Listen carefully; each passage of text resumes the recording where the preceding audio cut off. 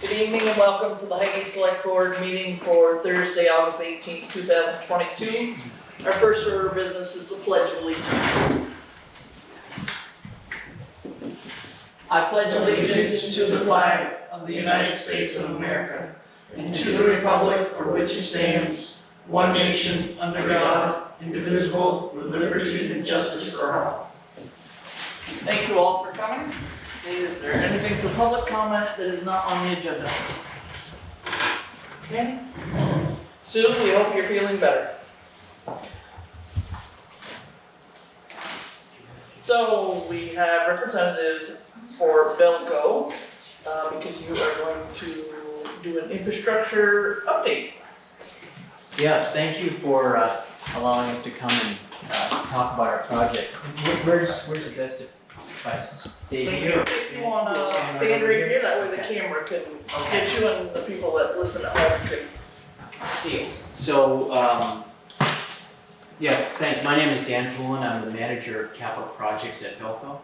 And we do have a project that we're going to be doing just down the street here that we'd like to tell you about. But before I do that, I'm not sure if people are familiar who Velco is or what we do. Here in Highgate, my sense is that you probably do just because we have kind of a large presence here. But we are an electric transmission company. We serve the distribution utilities in the state of Vermont. There's 17 distribution utilities that own Velco. And so we bring electric service to them so that they can distribute it. We're the tie to New York, to the rest of New England, and to Highgate, Quebec. We are regulated by the Vermont Public Utility Commission, and one of the requirements that we have is that when we do a capital upgrade project, we have to file for a certificate of public good under state law. And so that's what we're going to be doing for our project here in Highgate. Just a little bit about ourselves. We have $1.2 billion in assets, electrical assets in the state of Vermont, consisting of 55 substations. We have 738 miles of transmission line of different voltages, primarily 115 kV. We don't have any distribution customers. All the customers, we serve only the utilities, Vermont Electric Co-op or Green Mountain Power. And we also have a very large network of fiber cables, 1,500 miles of fiber optic cables throughout the state. In my presentation, there's a map showing where our transmission lines are located throughout the state. So of those 55 substations, many of them are 50, 60 years old. So we have a program where we go in, we do an assessment of the substation every so years. We started this program in 2013 where we had substations that were 50 years old that we wanted to just inspect the integrity of the substations. So we developed some criteria that we go in and look. It's pretty prescribed. We look at basically everything. The condition of the concrete foundations, the control building, the switches, the technology. We have relays, now solid state relays. So we do an assessment of that and come up to a recommendation for improvement. So there was 13 substations that were identified back in 2013 actually. And so far we've improved substations at I think Newport, St. Albans, Barrie, Berlin, Sandbar, and Irisburg. Right now we're doing improvements to a substation in Florence as well as North Rutland, and then we're proposing projects for 2023 just to construct in Highgate and in Middlebury. And then there's another half dozen substations that are also on our list to do. So the substation we're talking about tonight is right here on Route 78 in Highgate. It's right across from our converter station. That's another thing I don't think a lot of Vermonters know, but we have a converter station that's tied to Hydro-Quebec, where we take AC voltage from Hydro-Quebec and convert it to DC voltage, and then immediately convert it back up to AC voltage. That's because the frequencies in the two countries don't match, so we can't directly tie. So that's what happens at this converter station. We transform or cycle power 200, it's capable and operates at 225 megawatts of power. The entire load for the state of Vermont is about, on our peak day, is about 1,000 megawatts. So about a quarter of the state load goes through this converter station. And sometimes, like at night, we're running at 500 megawatts. And so about half of it is going through this converter. So this very important spot for us and for the state. Right. So the substation that we have is directly across the street from the converter station. And we purchased that substation in 2004 from Citizens Utility when they divested their assets. And we made some improvements there. In my presentation, you can see there's an aerial photograph of the substation. I'm not sure when this was taken, but this was just prior to the previous upgrade. Today, there's a lot more vegetation. It's more screened. You can't see it as quite clearly from the street. Dan, would you like me to flip through your? Oh, sure. Yeah, could you? Mhm. That would be great. Thanks, Heidi. Tell me when to stop. Okay. Yeah, so here's, there was some screening plantings that were here. They're quite high now. It does screen the substation from the road quite well. There's also a number of trees in here. Actually, the trees there do need trimming. They're almost into VEC's lines right now, so we'll make sure that's part of our maintenance that we do on a regular basis anyways. The next slide. This is just a one-line diagram, a schematic representation of what's going on in the substation. We are capable of connecting directly to Hydro-Quebec, but because they don't synchronize, we don't do that. If we did that, and we do from time to time, we separate the loads so that we don't tie the whole systems together. But generally, we're coming in through the converter tap. What's here in purple is 115 kV, that's the higher voltage. And we have a transformer that steps it down to 46 kV, which is the sub-transmission voltage that VEC, Vermont Electric Co-op, runs. And so we connect to this one Hydro, Sheldon Springs, Route 10, and then to Enosburg, to VEC, where they have their equipment. Okay, next slide. So this is an aerial photograph of the substation. And what we propose to do on this project, it's mostly contained within the existing substation fence. We need a new control building. In this assessment, we determined that the control building that we have here today is not large enough to be able to support the equipment that we need to put in it. And it's also not very well insulated. There's a danger of it leaking, so we have equipment, very sensitive electronic equipment located in there. We want to make sure that it's airtight and watertight. So we plan to build a new substation control building, a little bit larger. I think the existing one is maybe 60 by 30, and the new one, the exact dimensions here are listed, is 80 by 32. So the existing one is 24 by 61, and we want to expand that to 80 by 32.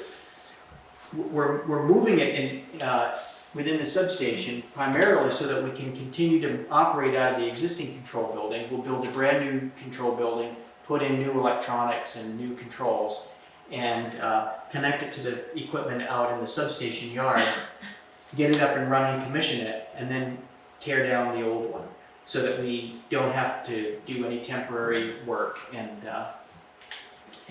be without power. So in order to do that, we need to bump out the substation fence 5 feet, just to allow snow loading off that building from piling up on the fence. And there's 2 gates right now in the substation. One of the gates will now be blocked by that new control building. So we're going to relocate the gate down to this existing corner, and we're going to shorten the driveway. So we no longer need the drive here, but we're just going to kind of make it expanded here. And there's also a VEC pole located, today it's right here. We need to move it out because it's too close to the control building. So that's primarily, we're going to use, we own the property across the street. We have our right-of-way, there's an access road so that we can drive up and maintain our power lines on the access road. But we're gonna use that as a laydown yard during construction to be able to store equipment and whatnot. So we will be making just some, putting down some rock to be able to transition from our driveway to that field. Next slide. So here, just a summary of the scope of work. The new control building, we're gonna be replacing the protection and controls. We have DC battery, so in case we lose power, the controls still have battery backup. And our communications equipment there. Expanding that 90-foot section of the fence, relocating one of VEC's poles. And then we're also gonna do, unrelated to the certificate of public good, there's maintenance work that we need to do. We are allowed to go in and just replace a breaker with a new updated breaker, still performing the same function, but just some more up-to-date equipment. So we're doing some of that work at the same time. Next slide. So kind of our schedule, we needed to get approval from our board of directors to be able to do this project and spend the money. We got that in June. We mailed a 45, part of the CPG, Certificate of Public Good process with the state. We need to notify all adjoining landowners 45 days in advance of filing our Certificate of Public Good. We did that in July, and we plan to file our application. We're gonna file under subsection J, which is just a kind of an expedited process. Is very limited in scope, and there's certain criteria that apply here. We're not purchasing land, we're not,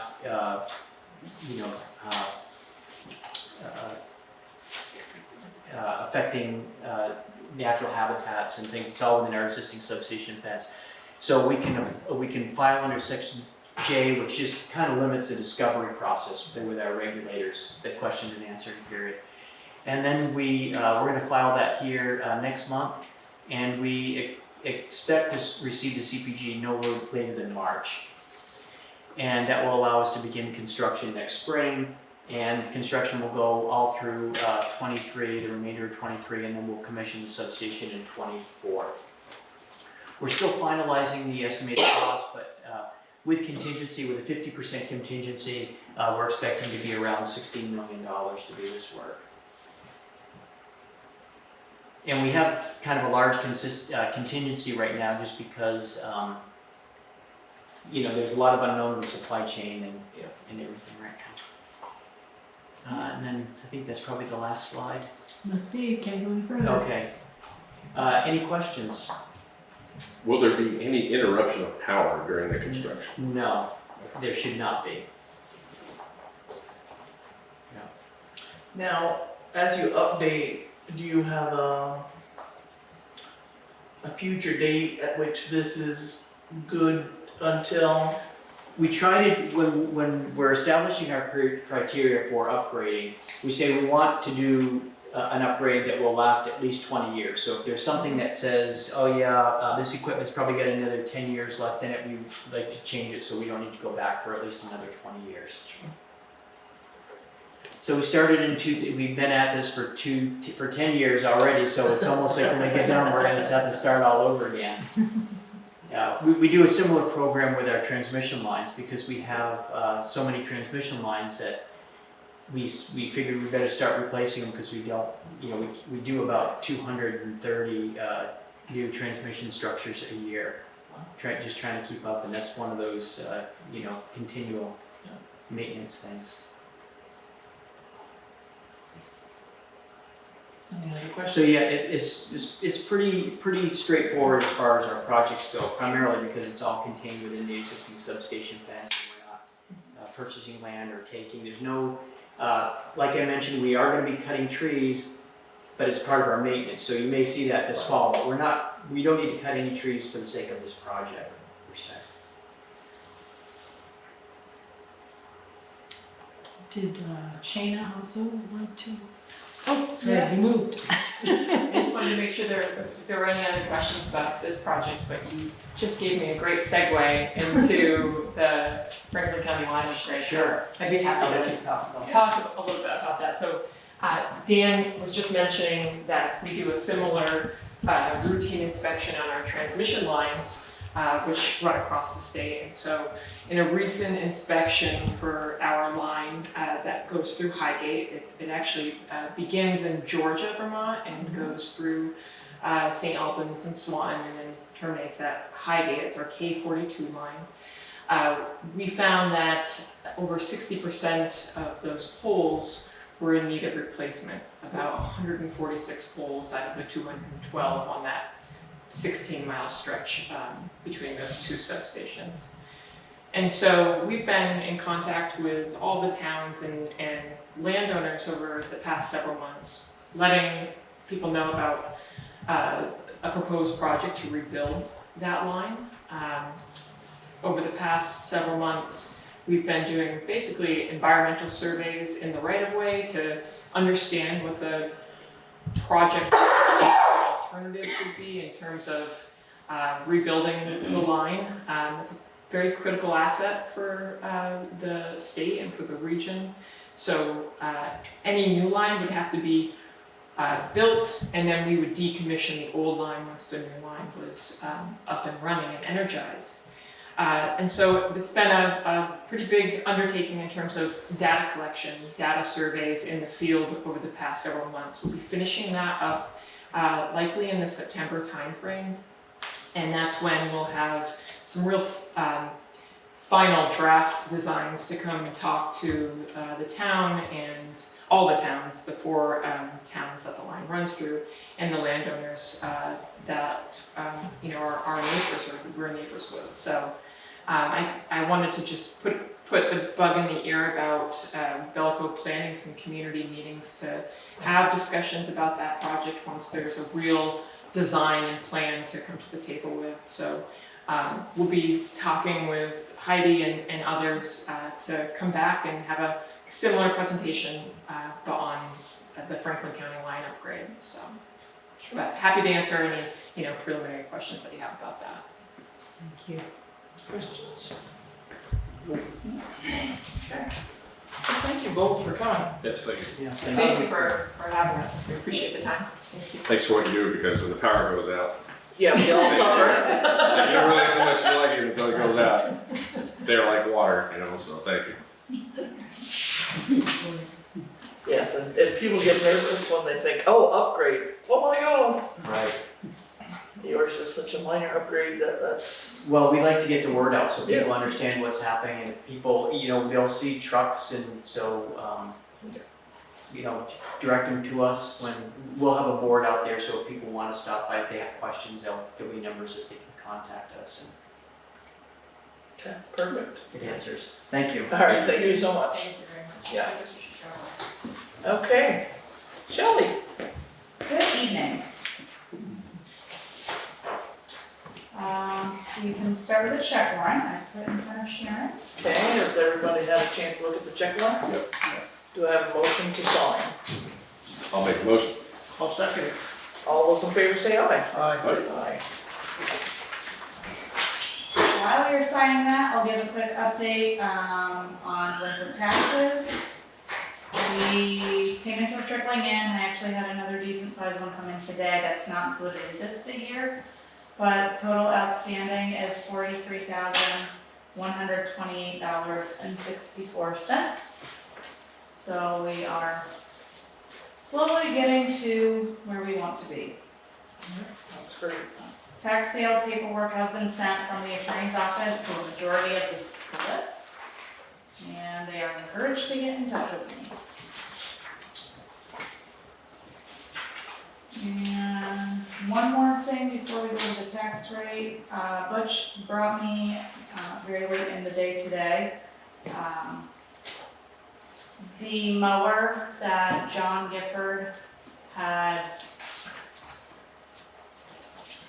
They made a deal with John Gifford to purchase, and he's paid $3,000 of the $6,000, and then we haven't heard from him again. Right. The attorney put it in the paper to resell it. Rainey Fournier has offered to take it in trade for $4,500 as a minimum, but he's going to put it in the auction. Okay. And anything above that, that will be added to the trade value for the new mower that they are looking for. So, I believe they are bringing that down to Rainy. She's already there. It's already there. Yeah. Yeah, okay, so you're well aware, Richard, of what's happening, good. When's that auction? Saturday, Yes, yeah, soon. yeah. And it sounds, very positive that they'll be able to get more than the 4,500. So. And then on to the important piece. Tax rate. I was, able to calculate the tax rate last week after receiving the education tax rate from the state. We are going down in both categories this year, homestead and non-homestead. I am proposing a homestead tax rate of 1.7621. And a non-homestead tax rate of 2.0141. This is, just over 2 cents for homestead, to be exact 0.0267 lower on the homestead side, and about 4.5 cents on a non-homestead, 0.0448 cents lower on the non-homestead side. And that will be enough to cover all the budgets and everything the school has set. Okay, so very good news. Yes. Over 2 cents down per hundred on the homestead and down, almost 4.5 cents on the non-homestead, which includes second homes, commercial. So Yes. look at that, we're business friendly. Our Yes. tax rate went down. Please take note. Yes. But we are very fortunate. We talked last time about how everyone had been within their budgets and we're doing a great job of managing their money, so we're very fortunate. We are. I do need a motion to accept that. So do I have a motion to accept the tax rates for 2022-23? I'll make that motion. I'll second that. All those in favor say aye. Aye. Aye. Thank you. We will tentatively be stuffing tax bills and mailing tax bills September 15th, if all goes as planned.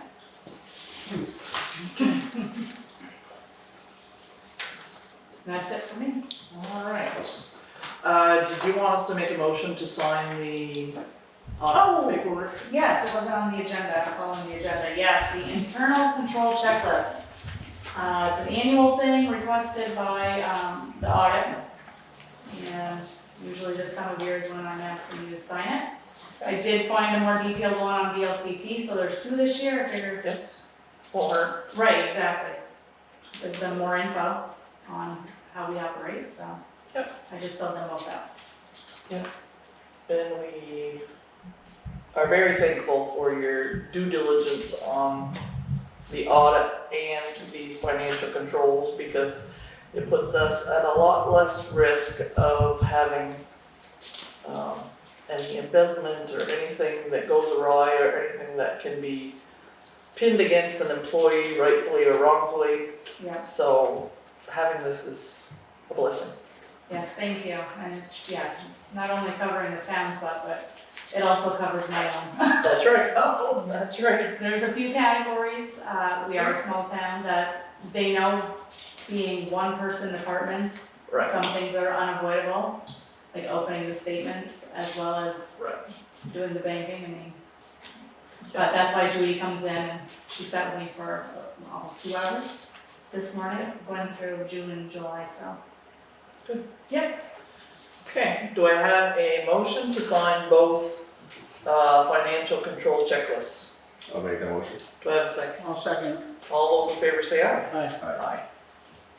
So let me get this right, Shirley. You actually like audits? I've been dealing with audits since about 2002, so it's just kind of part of the job. Stop in. Part of the Oh, job. yeah, okay. Stop in. You might be actually called. That's right. It's a very home.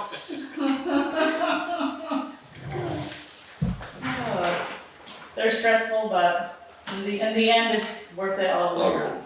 But yeah. Can't get grants without it. That's True. right. That's true.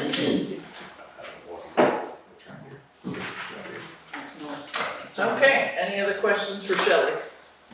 Nope. Okay. Wendy?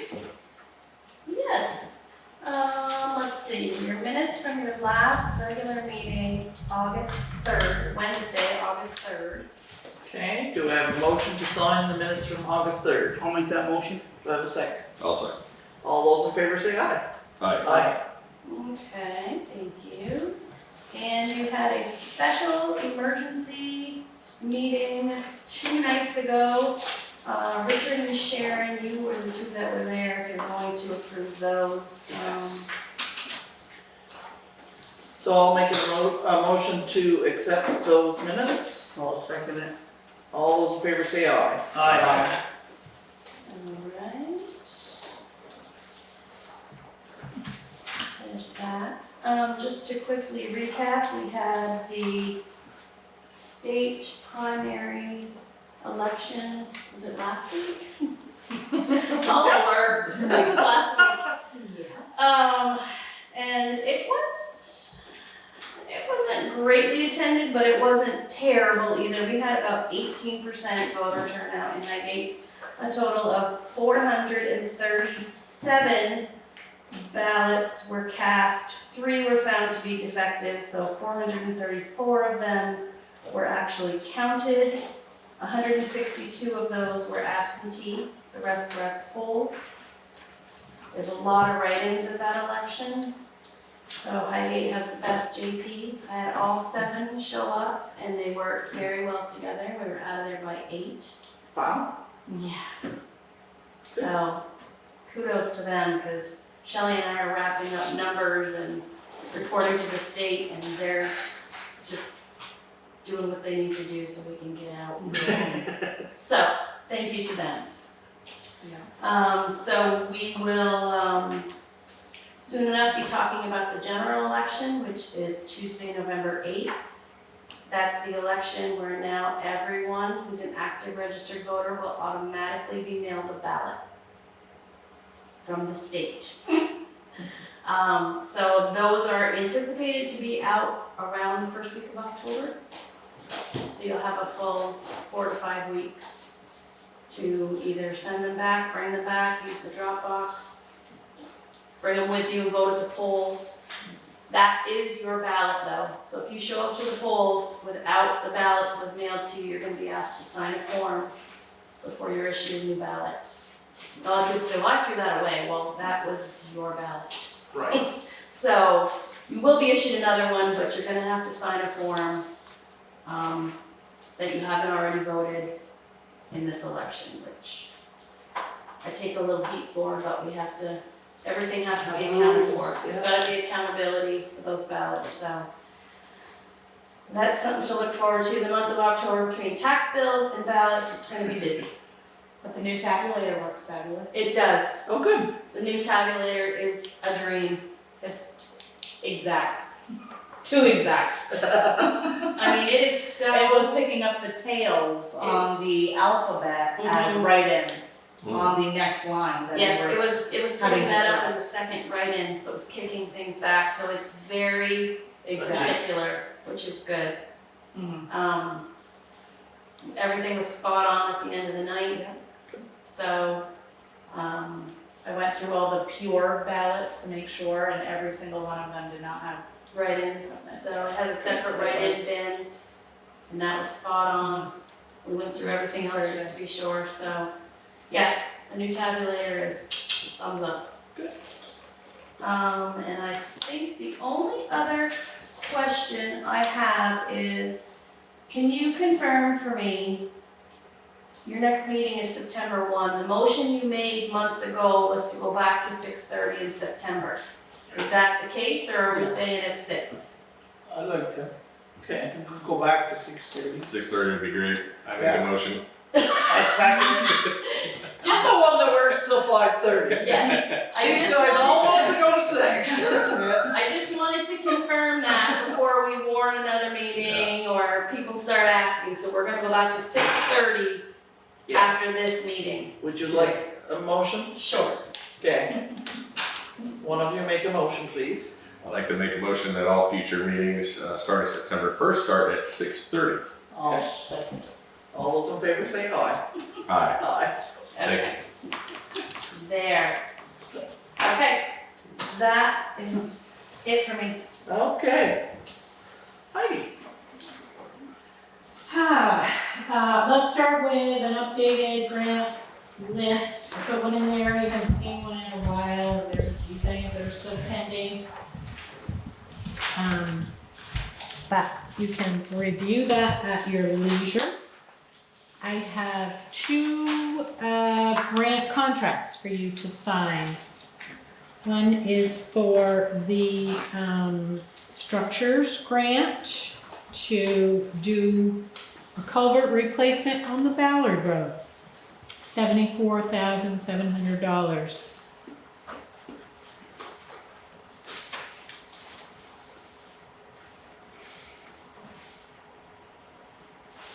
Okay. Is that the one that Butch went and checked out a week ago or 2 weeks ago? That I'm not sure, it's been in the works for a long time. We first looked at it in 2013, but it was a very low priority because it's a dead end. So as we worked through the list of projects, in the last road erosion inventory, this one came back up because they're afraid it will fail. So they do need to fix it, and there wasn't necessarily a more pressing issue on the table. So that's how it came to be. And when that goes through, can you please have Butch call the resident that was so upset last time? Okay. Just, Yeah. that's courtesy. So, do I have a motion to sign the Ballard Road grant agreement? Make that motion. I'll second it. All those in favor say aye. Aye. Okay. The other grant is also a highway grant. This is the Grant and Aids program, which gives you some stormwater funding each year, not for perennial streams, but for work in drainage areas and that are contributing to stormwater runoff. This one's for $27,000. The project is still up in the air. Butch did a ride around with Bethany from Regional Planning Commission early in the summer. I think they're still coming to their final determination on where they will do this. They may be able to do 2 projects for that amount. We still have some money in the capital improvement for stormwater as well, correct? Yes. If we need to Yes. go over a little. Okay. All right, so do I have a motion to sign that? I'll make that motion. Do I have a second? I'll second. All those in favor say aye. Aye. And I wanted to just note that as a result of the community visit, there were priorities reached and task forces created, and the Workforce Development Task Force has come together, and they've set their first date for August 31st at 5 p.m. And that's kind of an exciting task force because so much is going on. And I put some articles in your for your information section on some of the great things that are happening in the area. So anybody that wants to be involved with that task force is cordially invited to attend. And if you need more information, they can just call the office. I'm happy to chat with them. And I just wanted to touch on the emergency meeting that you had. We circulated that information as far and wide as we could prior to the meeting for transparency and accountability, and people are interested. We had 3 people come in the office wanting to know about it. We've had 2 more people that said the town should buy it. So understanding, hasn't been your decision, I would, maybe think it'd be a good idea just to mention it on camera. Sure. What led up to that and your reasoning and let people know. They are very curious. Okay. So there is a property at 28 Mill Hill Road, that it's at the end of the park out here. It has been an eyesore and many people in town have expressed impatience with the select board because they didn't feel that we were doing anything to help solve the issue. During COVID, everything ground to a halt, so we were left with no options. But the town has been placing fines on that property because it does not meet the regulations and ordinances in the town. There is at least $118,000 worth of lien placed against that property. That property has gone into foreclosure. The mortgage company and foreclosure company were to have an auction on Wednesday of this week. Before that, the select board met because it was our hope that our lien, as the first lien holder, could be used as a credit against the purchase of that property. With the idea that the town could purchase the property, clean it up, and make it a part of the park. That would have required taking it out of the tax roll, which meant that as a select board, we had agreed that before that purchase would be final, the taxpayers would have the option to vote on it. When we discussed things with the attorneys for both sides, there were enough unanswered questions that a vote was taken 2-3 against our purchasing that property at this time.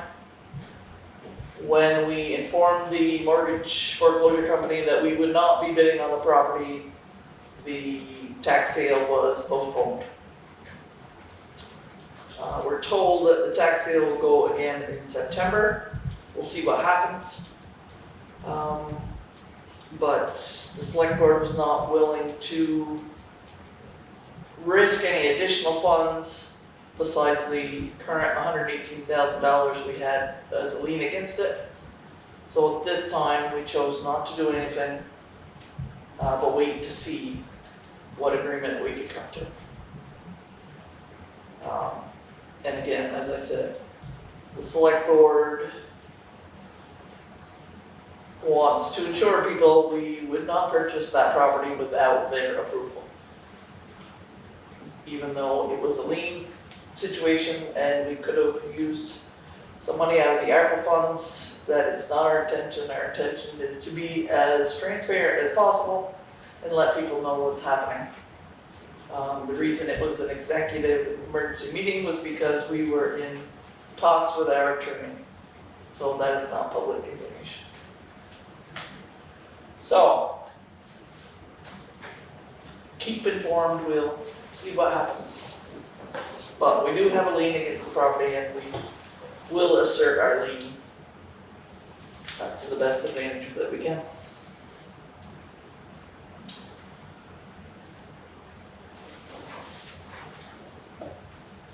Heidi, did you have any more?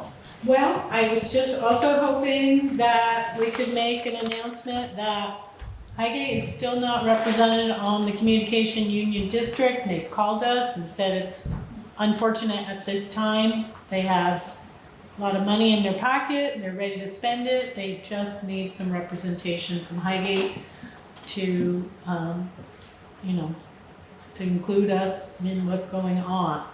So if there is anyone that you can think of, I'd be happy to follow up on leads and see if we can get someone to participate in those meetings on our behalf. can I suggest that maybe a couple of our new members on the village core, maybe they would happen to have a little extra time for maybe one more committee? Could try that, but In for a penny, in for a pound. we can. If there's anyone else that isn't necessarily quite as committed, that would be great too. Yeah. I'll try anyone. I mean, it is one of those projects that has an end.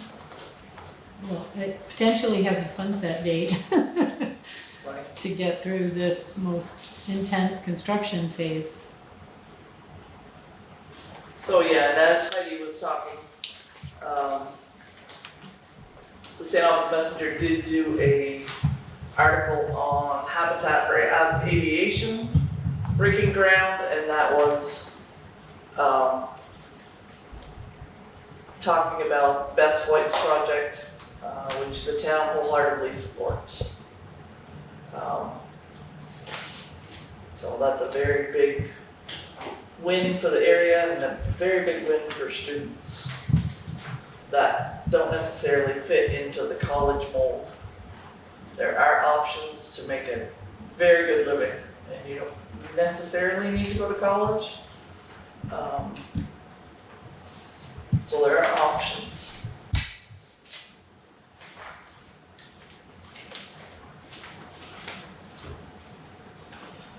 Okay, anything else?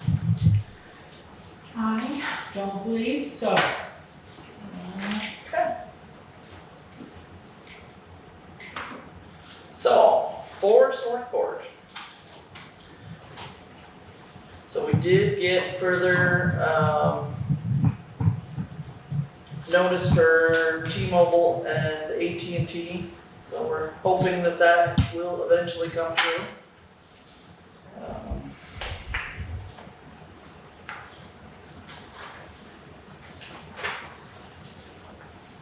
And we are having a Vermont Economic Progress Council site visit to Highgate on August 23rd, 10 a.m. to noon.